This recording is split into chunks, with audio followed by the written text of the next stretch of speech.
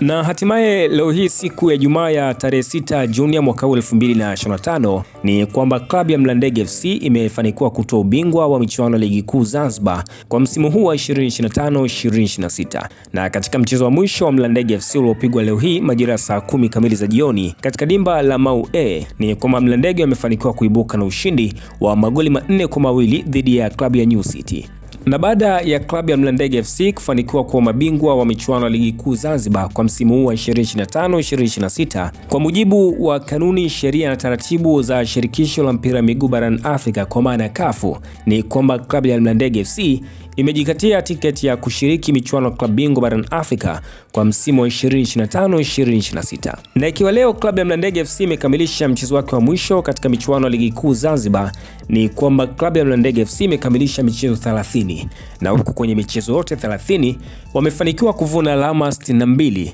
na kufanikiwa kupata magoli ya kufunga 67 na huku wakifungwa magoli 21. Michezo kushinda, Mlandege FC imefanikiwa kushinda michezo 18 na huku wakitoa sare michezo 8 tu, lakini mechi ambazo walifungwa kwa maana kupoteza, Mlandege FC imepoteza michezo 4 pekee. Na hizi ni taarifa za kimichezo kutokea hapa Mshindo TV. Tunakusihi sana endelea kusubscribe, kulike pamoja na kucomment kwa ajili ya kuendelea kupata taarifa mbalimbali za kimichezo na burudani kwa kila siku na kila wakati.